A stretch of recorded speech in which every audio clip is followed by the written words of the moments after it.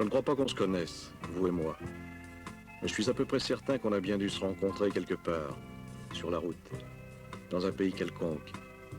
Vous au volant de votre voiture, et moi dans la cabine de mon semi-remorque. Oui, je suis routier international.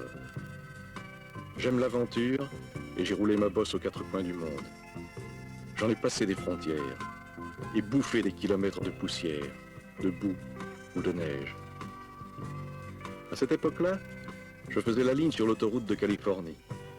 C'est là que m'est arrivée cette étrange histoire. Je venais de loin. Je conduisais depuis trop longtemps et la fatigue commençait à se faire sentir. J'hésitais à réveiller le copain qui dormait dans la couchette. Et pour me tenir compagnie, j'avais branché le radiotéléphone de bord. Le mobilophone, comme on l'appelle aux États-Unis. C'est un appareil qui nous permet, à nous autres les routiers, de garder le contact et de nous entraider en cas de coup dur.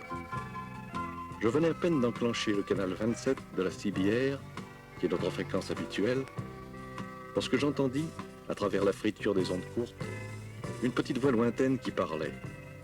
Une petite voix d'enfant qui appelait. Allô? Allô les routiers? Ici Teddy. Teddy Bear.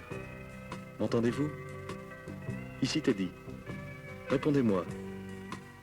Je basculais l'inverseur sur émission et questionnais à mon tour. Allô? Allô Teddy? Ici la route. D'où appelles-tu? Que veux-tu? La voix du gamin répondit, un peu plus proche. Ici Teddy. J'appelle les routiers. Je t'entends Teddy, que veux-tu? Je suis tout seul. Je m'ennuie. Et je voudrais parler un peu avec vous. Je vous appelle avec le radiotéléphone de mon papa. Cet été, nous avons eu un très grave accident. Et je suis toujours dans mon lit. Le docteur dit que je pourrai remarcher un jour et que ce sera sûrement très long.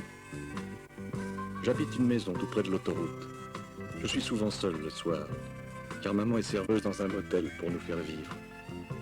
J'ai perdu mon papa dans l'accident qui a détruit son camion et qui m'a cloué au lit. Il m'emmenait de temps en temps pour des petites courses. Et maintenant, il ne vient plus jamais de routier par ici.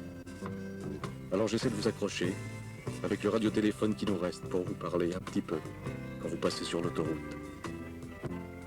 Je ne suis pas une fillette, mais il me sembla soudain que mes yeux se brouillaient, et que j'y voyais moins bien. J'arrêtai le moteur, au premier embranchement venu, et je sortis ma carte. Dis-moi, Teddy, où habites-tu exactement? Le petit me situa sa maison. J'avais de l'avance sur l'horaire, je remis en marche, et je sortis de l'autoroute. Bien que j'ai foncé pour arriver chez lui, je n'étais pourtant pas le premier. Bon sang, 6 énormes bahuts m'y attendaient. 6 copains avaient entendu notre conversation et m'avaient devancé. D'autres arrivaient encore. Je réveillais mon coéquipier qui n'en croyait pas ses yeux. On est tous entrés. On a sorti Teddy de son petit lit, et ce fut vraiment la fête. Chacun voulait le porter, l'asseoir derrière son volant, le cajoler. Le gosse rayonnait. On lui donnait un tas de bricoles qu'on avait dans nos cabines, et puis il fallut bien penser à repartir. Je le remis dans son lit, après l'avoir embrassé une dernière fois.